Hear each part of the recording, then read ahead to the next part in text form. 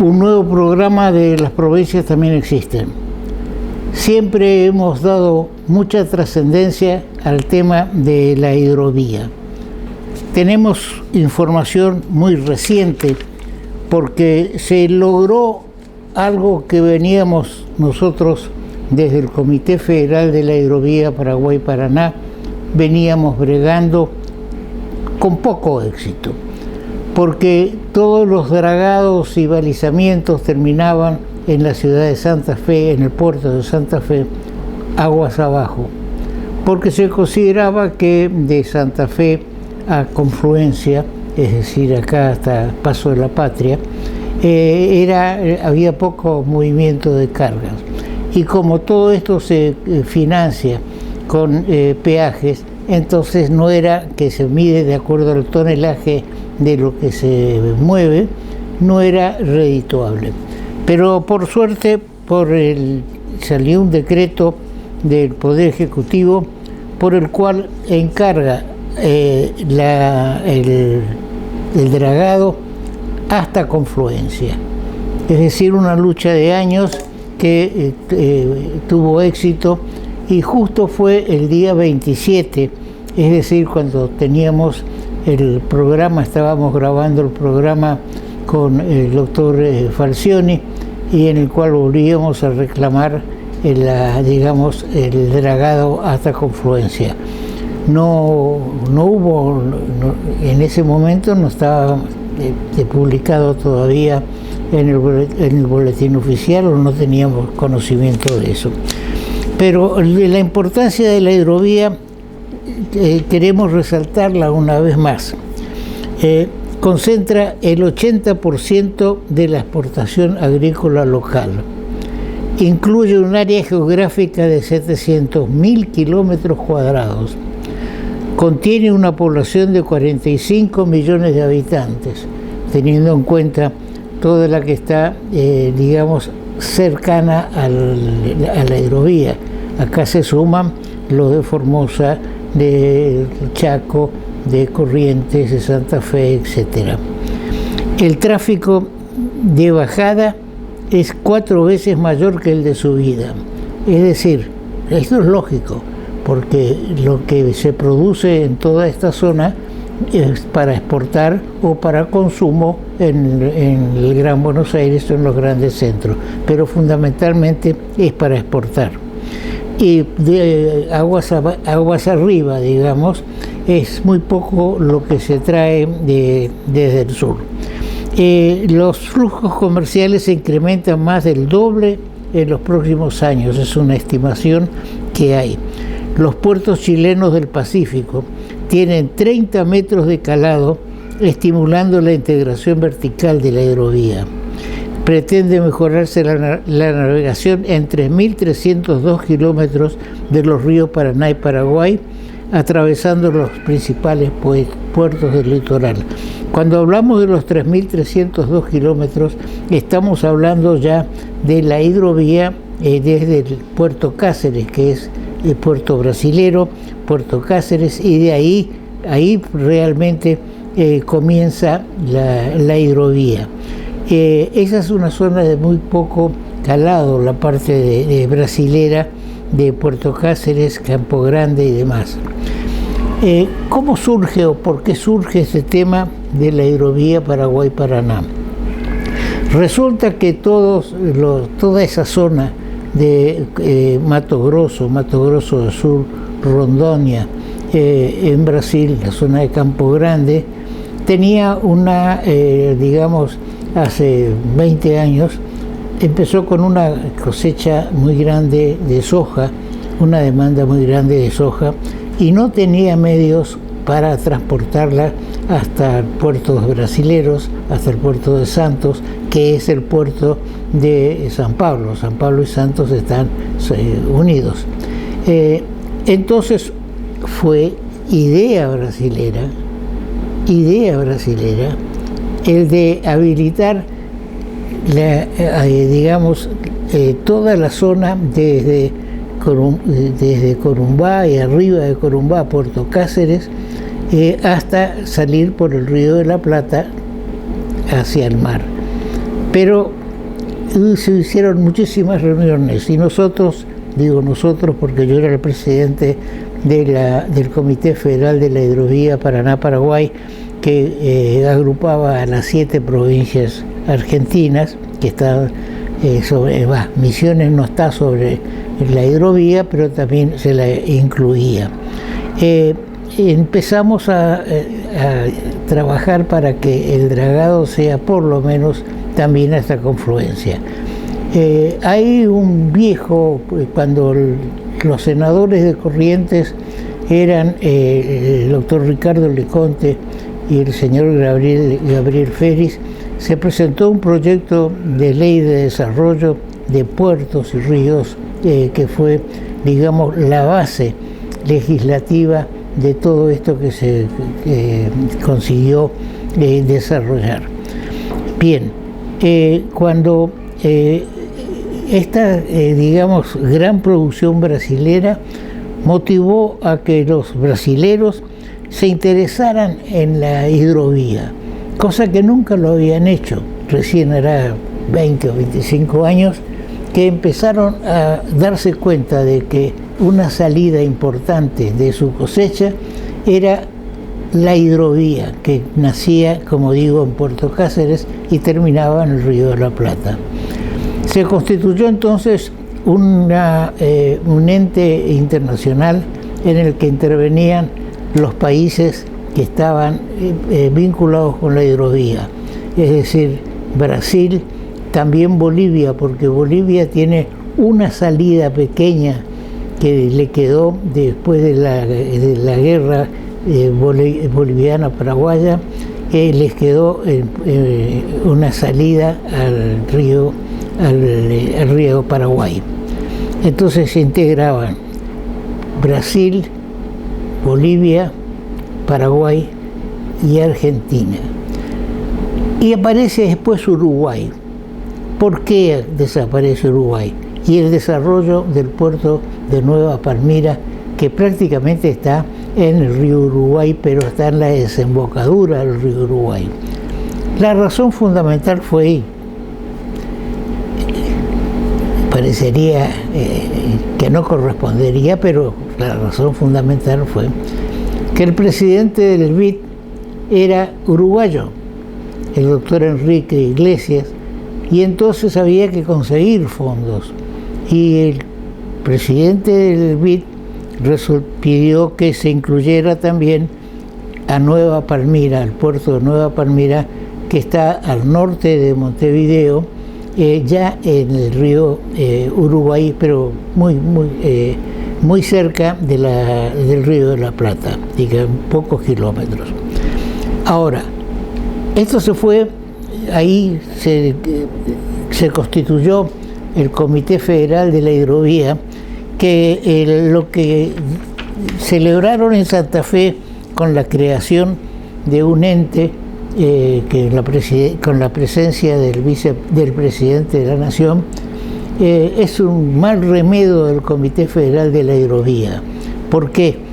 Porque el Comité Federal estaba constituido por 2 representantes de cada provincia, de las 7 provincias, pero no tenía representantes oficiales. Entonces actuábamos con mucho más libertad. Nos reuníamos las 7 provincias, sacábamos nuestras conclusiones, no éramos ejecutivos, pero sí teníamos fuerza para inclinar la balanza en un sentido o en otro. Este anuncio que hizo el presidente de la República de constituir un ente parecido, pero que reúne las 7 provincias, pero con una variante que para mí es fundamental. Resulta que estas 7 provincias tienen el 40% de las acciones del ente que se crea, y el resto es de la Nación. Es decir, que la Nación conserva el poder de decisión en todo esto, a tal punto que se delega en el Ministerio de Transporte de la Nación una especie de prórroga para el dragado. En este momento el dragado está en manos de una empresa holandesa, Van de Nul, con una empresa asociada argentina, pero quien tiene realmente los elementos necesarios para poder realizar los trabajos es la empresa holandesa Van de Nul y algunas dragas que son de propiedad del Estado argentino que se han facilitado en condiciones que no conozco. Se le entregó a Van de Nul para que hiciera su trabajo. Esta empresa Van de Nul termina su concesión, que es de peaje, termina el año que viene. Pero con todos estos problemas que hubieron en los últimos meses, ya sea el cambio de gobierno, también la epidemia que estamos soportando, han hecho que no se mueva el tema. Y nos encontramos ahora de golpe.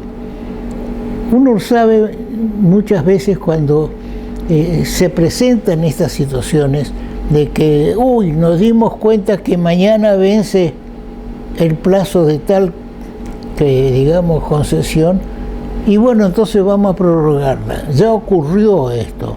Hace 5 años fue prorrogada a Van de Nul el dragado y balizamiento. Y ahora vence el año que viene. Entonces el Estado Nacional ha dictado un decreto por el cual se le da 2 años al Ministerio de Transporte de la Nación con todos sus organismos y a esta comisión de 7 provincias que están de relleno, porque lo que va a resolver son el 60% que le corresponde a la Nación. Bien, le ha dado un plazo de 2 años para que se organice la nueva licitación de la hidrovía Paraná-Paraguay, y esta vez sí se incluye hasta Confluencia, un adelanto. Pero, ¿qué va a pasar? Si se le da 2 años al Ministerio de Transporte para que organice la licitación, quiere decir que que en 2 años no va a haber una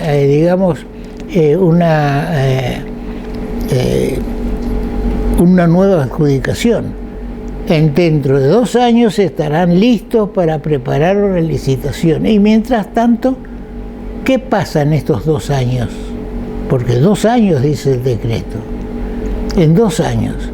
No va a pasar, va a tener que seguir Van de Nul.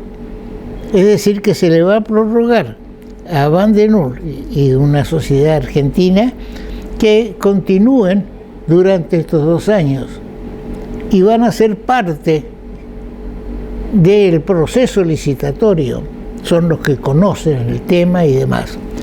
También hay empresas chinas que están interesadas no solamente en el dragado y balizamiento del río, sino también hay conversaciones vinculadas con el segundo puente de Corrientes Chaco.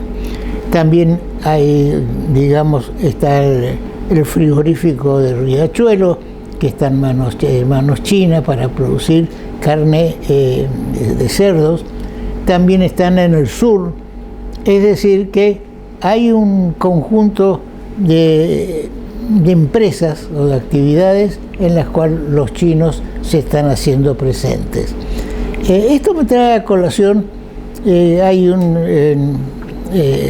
una serie que Netflix que habla de la corona y donde se plantea el tema con un país africano que formaba parte del Commonwealth, es decir, de la Unión de Naciones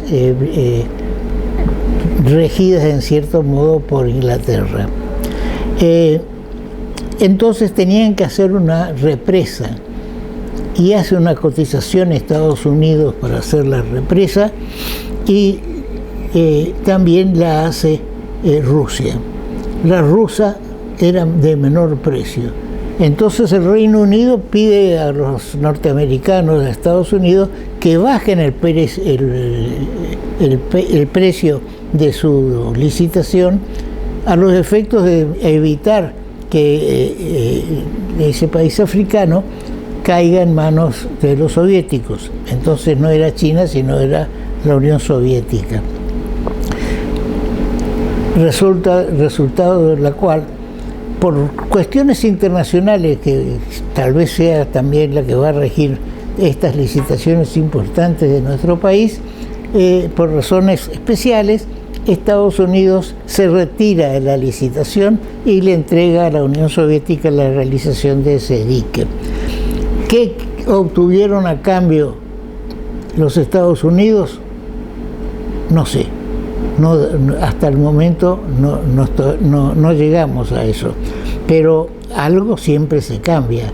Es una cuestión de yo te doy esta represa, pero vos me das tal otra cosa, porque nadie de las grandes potencias se retiran así nomás. Ghana es la República Africana. Bien, esperemos que sea quien sea, que se haga el dragado del río hasta Confluencia, y después habrá que hacer un convenio internacional entre Argentina, Paraguay y también Brasil, porque reitero, la carga viene desde Campo Grande, del crucero Mato Grosso Sur y Mato Grosso. Bien, el otro tema vinculado con los ríos es la pretensión o el pedido del presidente uruguayo en su última reunión última y única reunión con el presidente argentino, en la que le pide actuar en el río Uruguay, hacerlo navegable al río Uruguay.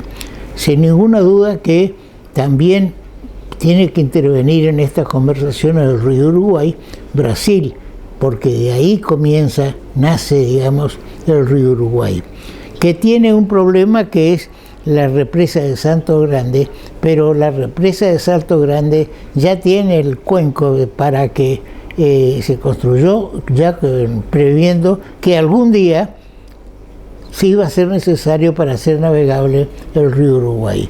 Y lo que le falta es instalar todo el sistema, el equipaje, digamos, el equivalente. Bien, vamos a un corte.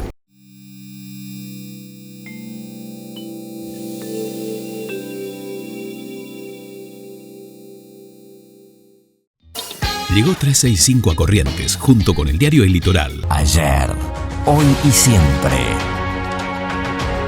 Banco, el Banco de Corrientes. Por primera vez, la ciudad tendrá 7 meses de playa para que puedas disfrutarlas al máximo.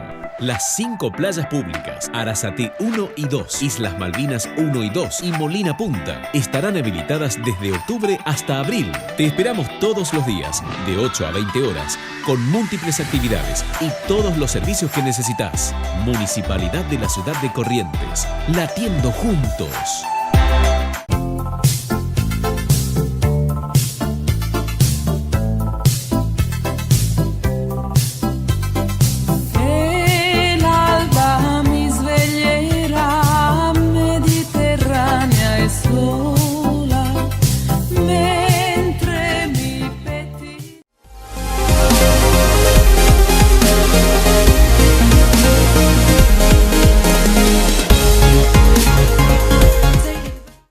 Hidrovía, vía libre para exportar.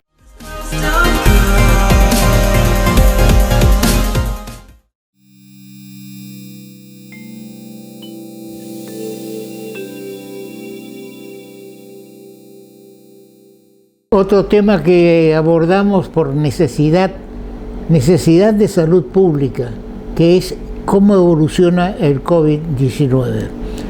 El señor gobernador anuncia que la vacuna contra la COVID, la primera dosis será en enero y la segunda 21 días después, es decir, prácticamente en febrero. Indudablemente que causa esperanza y un poco de pavura. Hay gente que tiene miedo de ponerse la vacuna, hay que ver cuáles pueden ser los efectos contrarios. Hay otros que esperamos la vacuna, y digo esperamos porque yo espero la vacuna, porque ya estoy en el núcleo de los más afectados, posibles afectados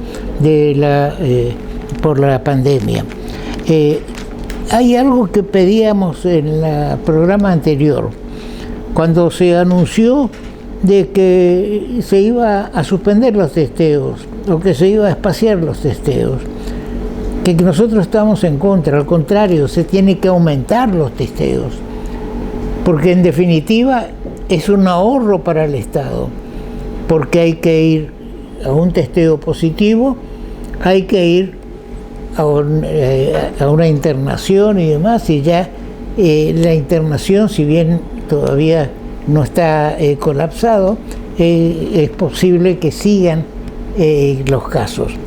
Esperemos que no, porque tenemos mucha gente amiga que en estos momentos está pasando en momentos muy difíciles. Ahora, el anuncio es que anuncian que instalarán más centros de testeo. Muy bien, es lo que corresponde, porque a las declaraciones de un ministro que no es el de salud pública y no es el que corresponde que hable del tema de salud pública, porque hay una cuestión. En la organización del gabinete provincial no hay un jefe de gabinete, no hay un jefe de gabinete, hay un secretario general de la gobernación, que es otra cosa.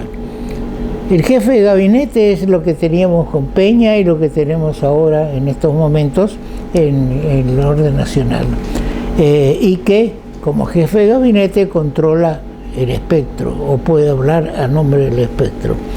Pero la función de secretario general que me tocó desempeñar hace muchos años ya, digamos, es la de ciertas secciones, ciertos lugares de la Casa de Gobierno que están bajo su jurisdicción, como la dirección de prensa, por ejemplo. Además, la función esencial del secretario general de la Gobernación es la de ser secretario ¿de quién? Del gobernador, y de controlar los expedientes que vienen a la firma de los distintos ministerios, que vienen a la firma del gobernador, verlo, por lo menos así lo hacía yo, revisarlo si está de acuerdo a las normas en ese momento, porque el gobernador tiene un montón de cosas para resolver y no puede estar viendo si la cita que se hace de la ley tal es cierta o no. Y esa es la función del secretario general. No entrar dentro de lo que pasa en el Ministerio de Obras Públicas, ni en el de Salud Pública, ni en ningún otro. Es la de el resguardo, en cierto modo, del gobernador. Pero bien, ojalá que tengamos la primera dosis en el mes de enero. No sabemos de qué origen, porque ahora hay una competencia lamentable competencia, porque debería haber una cooperación de los distintos países que están produciendo la vacuna. Digamos, está la vacuna rusa, la vacuna de Estados Unidos, la vacuna de Inglaterra y alguna otra que por ahí debe estar, hasta China debe estar produciendo, tratando de lograr la vacuna.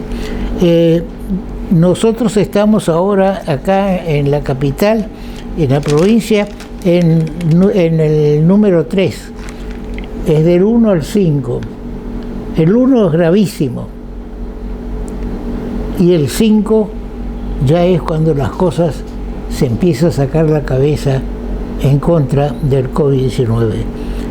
Ojalá lleguemos lo antes posible al nivel 5, porque reitero, amigos y amigas íntimas de años están en estos momentos entubados en el hospital de campaña. esperemos que todo salga bien y los tengamos nuevamente con nosotros.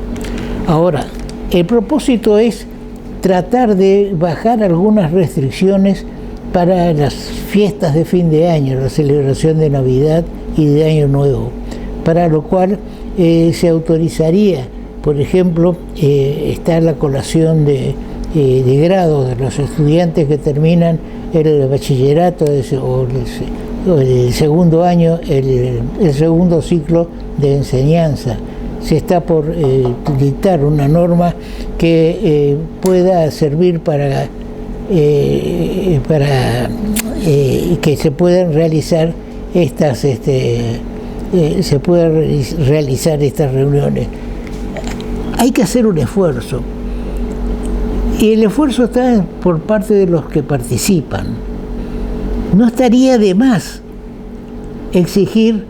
autorizar la colación de grados, digamos, la reunión, y hacer con un previo testeo, tanto para los que se reciben como para los padres, y ahí limitar los que se reciben, los padres y los que lamentablemente no lo tengan, quienes sean sus tutores, pero no hacer un acto múltiple como era costumbre en el Teatro Vera, sino hacer una cosa tal vez colegio por colegio, no hacer todos juntos, pero algo hay que hacer porque es un momento muy importante.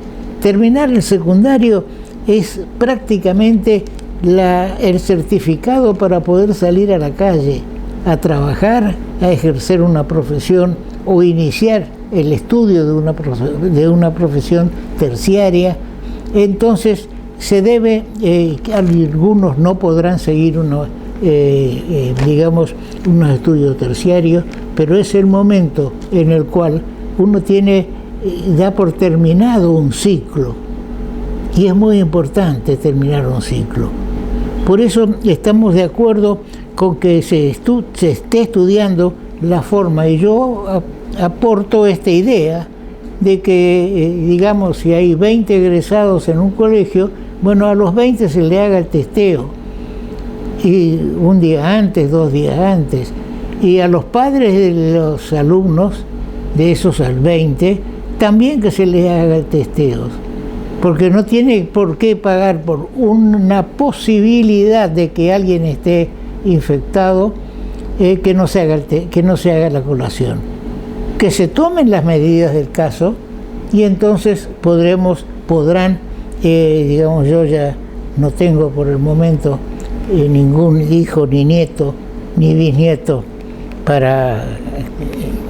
puede ser que del jardín de infantes salga lo uno.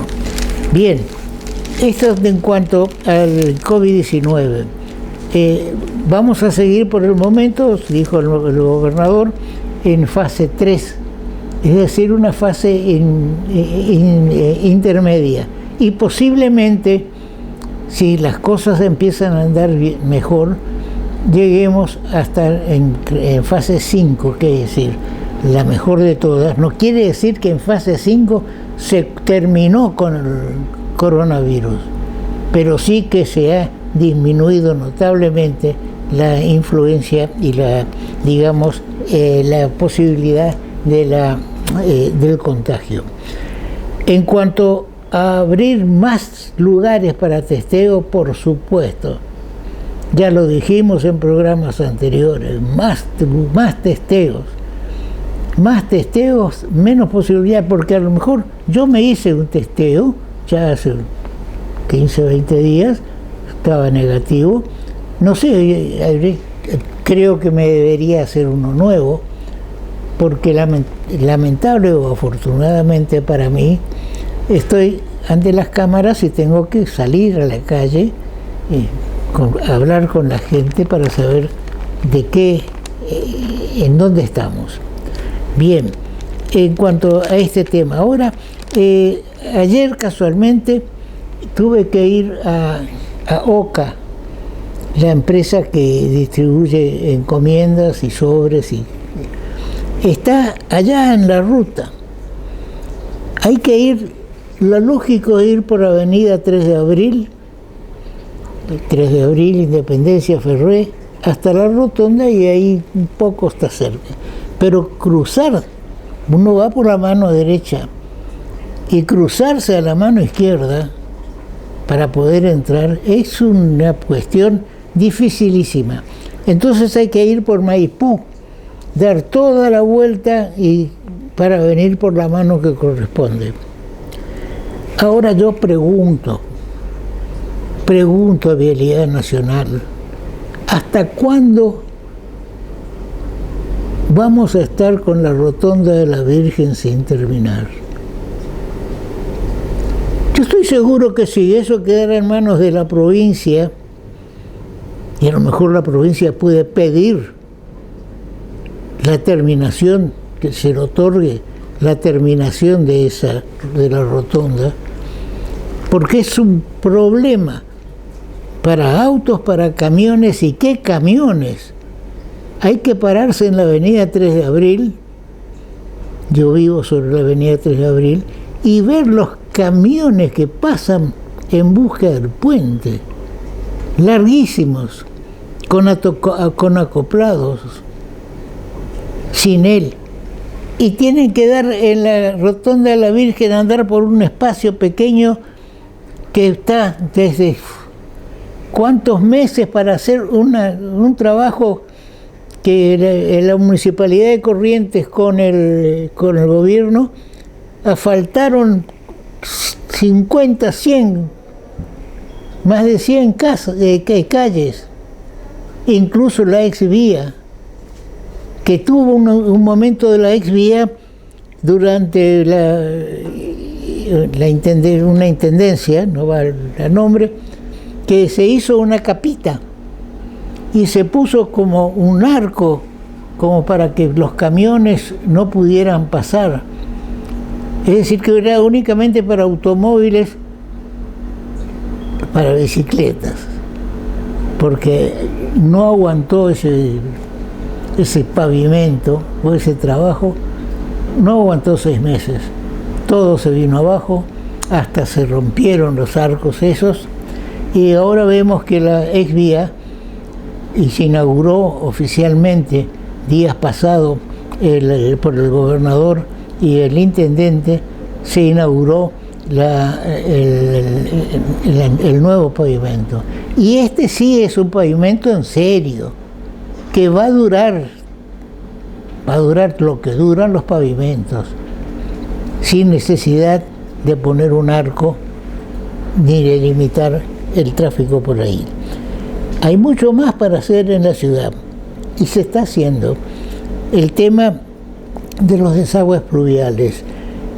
A algunos molesta el tema de los desagües pluviales, porque resulta que al hacer el pavimento hay que dejar un costado y hace como una cuneta para los que tenemos el garaje sobre la exvía, el caso de la exvía, que no es la principal, porque el agua de lluvia viene del oeste hacia el este, del norte, digo bien, o del norte al este, viene desde el lado norte. Ahora bien, el otro tema que me preocupa, ¿qué pasa con Santa Catalina? ¿Qué se va a hacer en Santa Catalina? Tal vez en algún momento hace años ya se dijo que iba a hacer, pero no estaría de más que desde la Intendencia o desde la Intendencia se vuelva a explicar qué se va a hacer en Santa Catalina. Incluso hay un comentario responsable de que el Palacio Municipal se trasladaría a Santa Catalina. El traslado del Palacio Municipal a Santa Catalina significa el traslado de otras oficinas más y, digamos, una valoración de todo el barrio de Santa Catalina. También se habla de que hay una zona para industrias. Ya vendrá alguien que va a poner un surtidor de nafta, porque va a haber muchos vehículos. De tal forma de que digo de que estamos en una, competencia y en una necesidad de que se aclaren algunas cosas desde los gobiernos, ya sea municipal o el gobierno provincial. Del gobierno nacional poco podemos decir porque está tan atorado con sus propios problemas, incluso con el presupuesto ya en la Cámara de Diputados, la ley del aborto legal,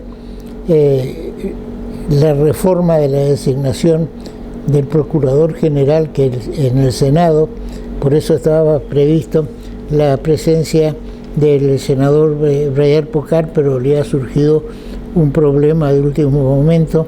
Lo mismo nos pasó con la diputada Jeter, diputada muy activa.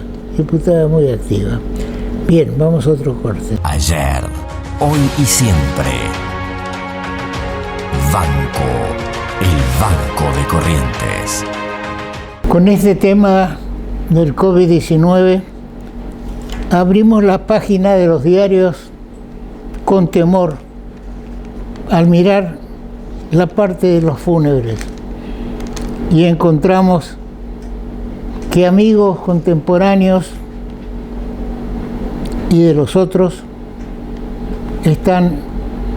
han fallecido. Quiero resaltar al doctor Miguel Ángel Achor, que ha sido un rotario, miembro del Rotary Club Corrientes Sur, destacado, que falleció. Y después, Coca y Garzábal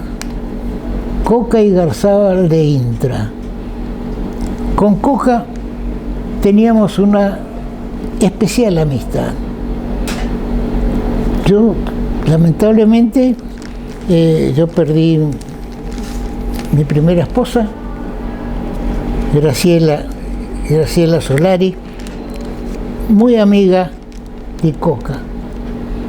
Y yo también era muy amigo de Coca. Y lamento mucho su fallecimiento. Y lo quiero destacar. Y a sus hijos y a sus nietos les hago llegar mi aprecio y mi acompañamiento. También falleció Jorge Gersovich, amigo también. Es decir, que veo esta página y me siento como un sobreviviente de una situación.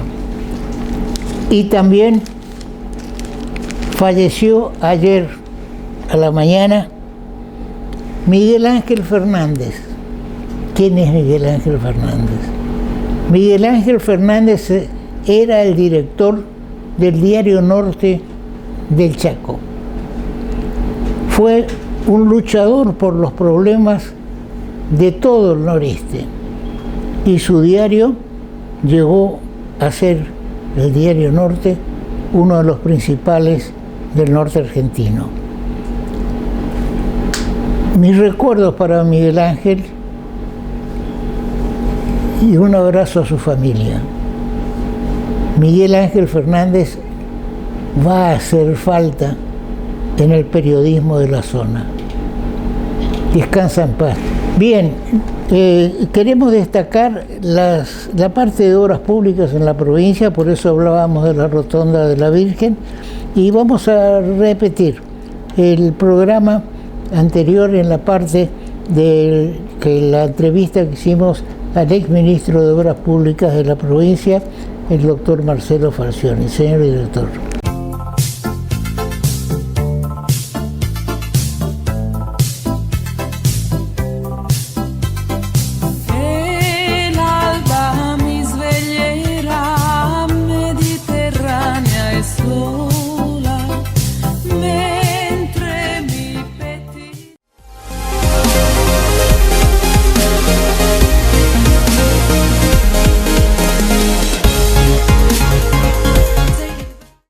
Hidrovía, vía libre para exportar.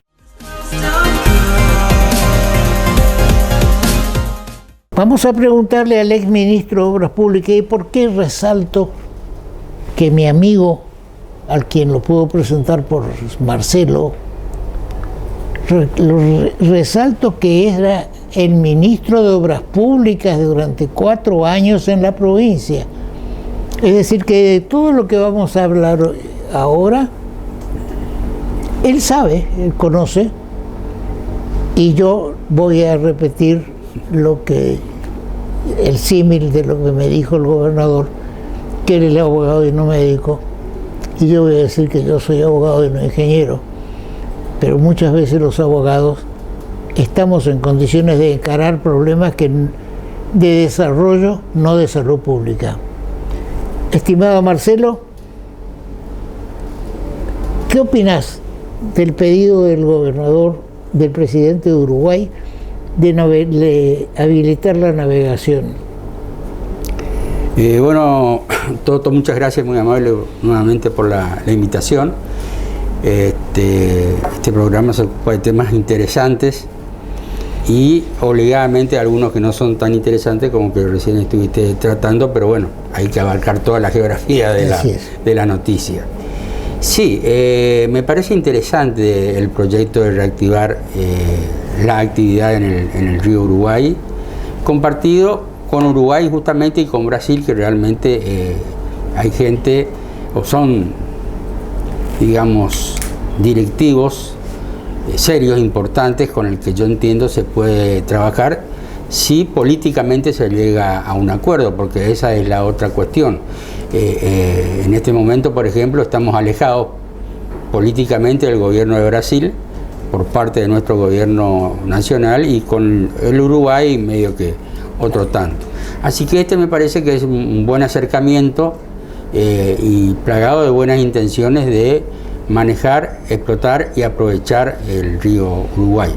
De hecho, existe una comisión administradora del río Uruguay, integrada por representantes, y en esa comisión, oportunamente, en mi gestión de ministro, estuvo Corrientes como calidad de oyente, pero fue una manera de entrar y enterarnos de muchas cosas que están pasando. Ahí estuvo el doctor Canjani, que era subsecretario de Grandes Emprendimientos, subsecretaría que hoy salió del Ministerio de Obras y Servicios Públicos por una cuestión de organización de carteras ministeriales en la provincia, con lo cual a nivel Ministerio de Obras Públicas estas cuestiones no trascienden o no son tratadas. Yo creo que la opinión pública ignora de que hubiera una comisión sobre el río Uruguay.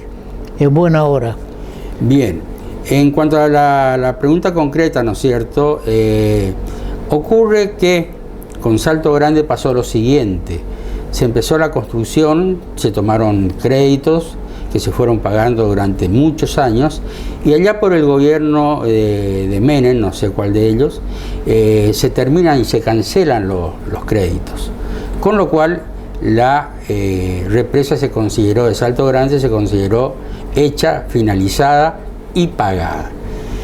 Eso dio posibilidad a un beneficio para la provincia de Corrientes, entre otras cosas, porque aparte de recibir las regalías, que es un resarcimiento económico para que la gente entienda, por la utilización del recurso natural, nosotros tenemos dos, la de Salto Grande y la de Yacyretá. En una, Yacyretá por tener la represa en nuestro territorio y parte del lago que es necesario inundar para hacer trabajar la represa. Y en Uruguay es al revés. Salto Grande está ubicada en territorio uruguayo y el lago, la mayor parte del lago, en territorio correntino. Por eso también nos corresponden regalías. ¿Y Concordia se tuvo que mudar? Digamos. Se tuvo que mudar, claro, sí, efectivamente, estuvo a ser una ciudad nueva. Todo eso se pagó. Al pagarse, la represa empieza a generar ganancias. Esas ganancias son divididas. Parte de Uruguay la lleva Uruguay, parte de Argentina la lleva Argentina. Hubo un proyecto de ley interesante en el que se dijo que los excedentes económicos, después de amortizar pagos de funcionamiento y mantenimiento de Salto Grande, quedaran en favor de las provincias de Corrientes y de Entre Ríos. en una proporción de un 70% por una fórmula económica que sacara la Secretaría de Energía, y igual que las regalías, y el 30% para Corrientes.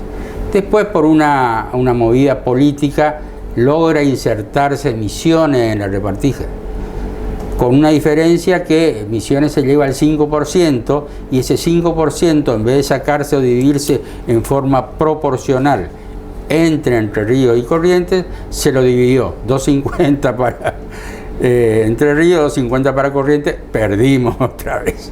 Pero bueno. Le cedimos a Misiones. Sí, exactamente.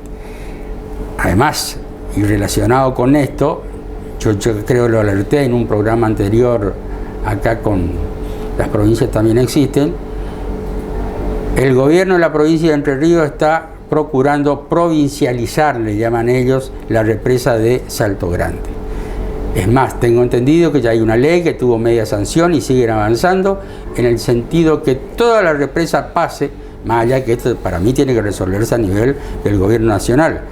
Pero si ya dan un paso, no me extrañaría que se dé el segundo a nivel del gobierno nacional, y en esta situación Corrientes quedaría directamente sin la posibilidad de los recursos de los excedentes y sin la posibilidad de los recursos de las regalías. Por eso alerto, vengo avisando, diciendo a las autoridades provinciales se ocupen y preocupen por este tema, porque realmente en cualquier momento nos vamos a encontrar con una sorpresa. Entonces, si la represa ya está paga, si hay excedentes que corresponden a las provincias, no creo imposible aprovechar, porque eventualmente dinero hay, o recursos económicos, financieros, para avanzar en lo que podría ser un proyecto de esta naturaleza de que estuvieron hablando los presidentes de Uruguay y de Argentina. No nos olvidemos que por otra parte esta represa tiene una comunicación ferroviaria para el lado del Uruguay, un puente que es el que corona la represa, así que es uno de los 3 o 4 pasos. Para la navegación tengo entendido, porque lo he sobrevolado, que tiene el cuenco para el cruce para naviero, digamos. Exactamente. Faltaría el equipamiento electromecánico que es necesario para que esto se active.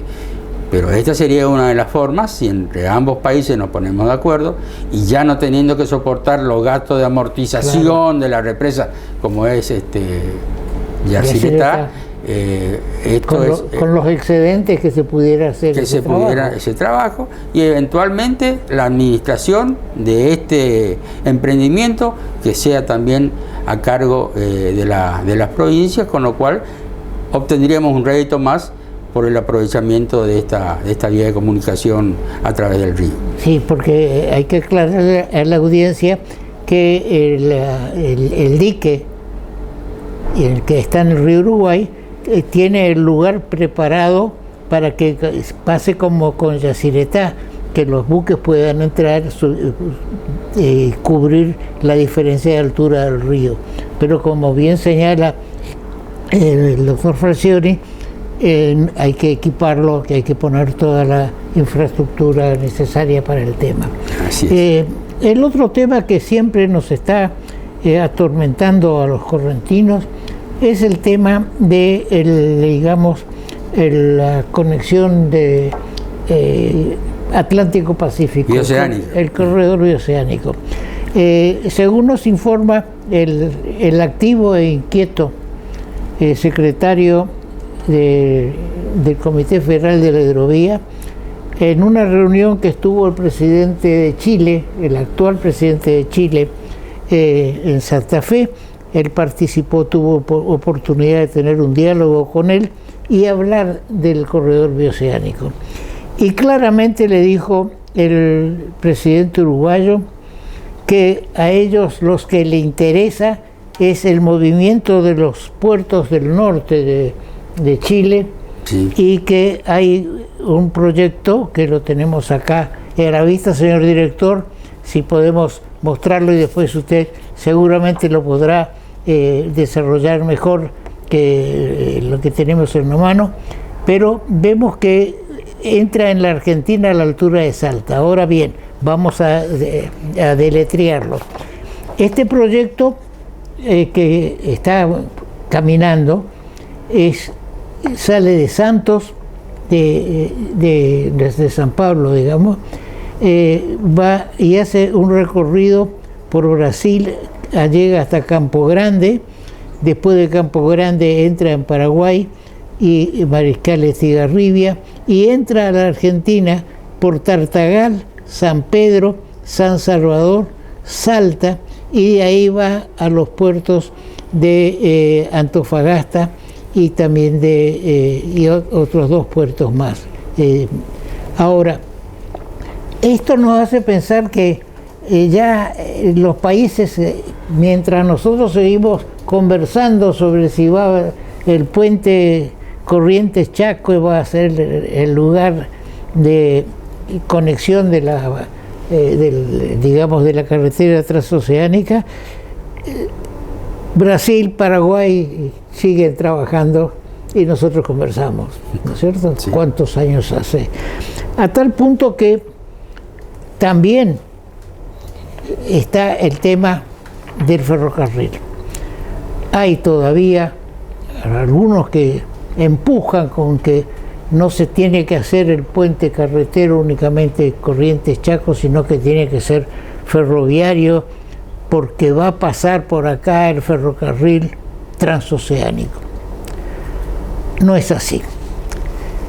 Hay que destacar que el proyecto del ferrocarril bioceánico, también aportado por el doctor Galetti, del Comité Federal de la Hidrovía Paraguay-Paraná, hay que destacar que el proyecto del ferrocarril bioceánico central abarca 533 kilómetros de territorio, donde Paraguay va a unir a Brasil, Bolivia, Argentina y Chile a través de este corredor entre Antofagasta, Salta, Pozo Hondo, Mariscal Estigarribia, Carmelo Peralta y Campo Grande en Brasil.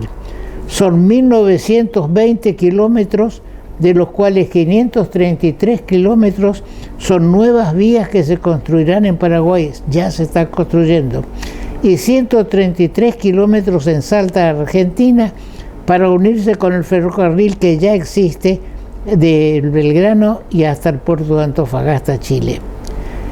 La propuesta establece 6 meses para realizar el estudio final y 3 años para la construcción en territorio paraguayo. Es decir que tenemos que mirar con realidad, en mi criterio, todo este tema del corredor bioceánico. Nosotros necesitamos el segundo puente porque necesitamos, entre otras cosas, descomprimir la avenida 3 de Abril, que es el centro de la...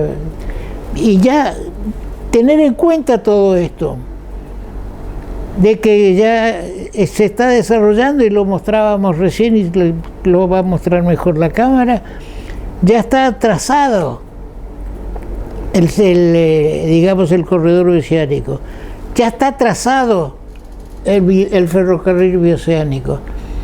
Entonces, no sé, Marcelo, creo que tenemos que poner los pies en la tierra y empujar lo que se puede. Lo mejor no es similar a lo posible, ¿no es cierto? ¿Cómo ves vos este tema del movimiento que hacen los otros países y nosotros estamos... Y bueno, yo hasta irónicamente te diría que si seguimos así ya ni vamos a necesitar un segundo puente, porque evidentemente, digamos, nosotros tenemos la alternativa de cruce y unión con Brasil a través de Alvear y Itaquí, que son 2 localidades que hace años también vienen bregando por conseguir un puente en esa zona, que básicamente es un puente carretero para camiones, para cargas. Tenemos el de Paso de la Lira, Uruguayana, y también se empezó a conversar de un segundo puente entre ambas localidades. Pero si se concretan estos corredores bioceánicos en lugar del que nosotros proponemos o apuntalamos, Santos, Porto Alegre, Antofagasta, pasando por Confluencia, y ahí sí se hace sumamente importante y necesario un segundo puente.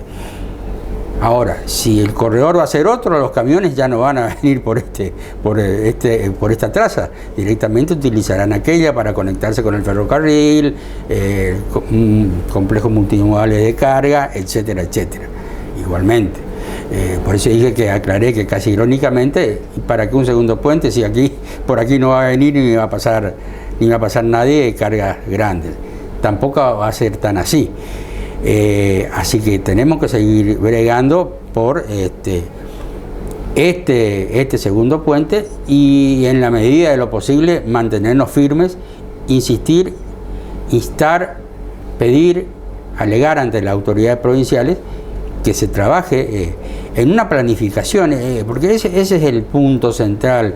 Aparecen medidas dispersas, proyectos distintos, cambios por Brasil, Paraguay, Argentina, Chile, el nuestro que decimos Brasil, Argentina, Chile, después están los otros ubicados al sur, pero todo tiene que estar coordinado, tomarse una decisión. Hidrovía Paraná-Paraguay, entonces perfecto. Vamos a hacer un complejo multimodal de carga con una primera obra civil que sería el segundo puente. Ferrovial, no ferrovial, pero en definitiva un segundo puente.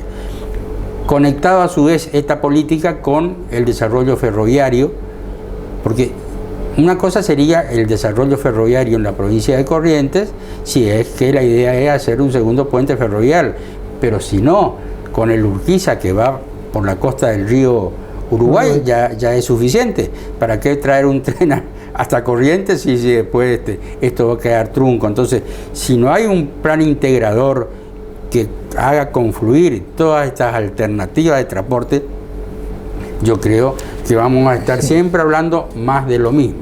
Sin perjuicio de ello, además yo quiero agregar, ya que estamos al segundo puente, hace unos días el gobernador Capitaní hizo un anuncio que estuvo con el embajador de Argentina en China, con sus ministros, de secretario general, tengo entendido, el de planificación, el equivalente a obras públicas, hablando y conversando sobre la alternativa del financiamiento del segundo puente, y que eventualmente hasta ya le puso una fecha, enero o febrero del año que viene, de concretarse el aporte, ya que tienen los avales que le dio la Nación, el aporte económico sería financiero del gobierno de China y la tecnología del gobierno de China o de las empresas chinas para hacer el puente. ¿Y la provincia de Corrientes qué? Claro. Porque ese puente va a caer en costas correntinas y el proyecto es conjunto y tenemos un tratado biprovincial entre ambas provincias para llevar adelante este emprendimiento, ratificado por leyes. Y a nosotros, digo, o no trasciende, o la noticia que trascendió no va a omitir, sobre todo por un diario correntino que estuvo presente algún representante. Obviamente para mí el gobernador tuvo que haber estado sentado en esa mesa de conversaciones, porque estamos siendo convidados de piedra. En buena hora, si lo hacen al puente, y si lo hace Capitaní o lo hace el Chaco, nosotros lo que queremos es el puente. Pero me parece que tampoco el gobierno correntino puede estar tan ausente en el contexto de estas negociaciones. Sí, también se empezó a mover algo que se planificó y se movió durante el gobierno de Romero Félix, de Tato Romero Félix. De esta forma damos por terminado el programa de la fecha.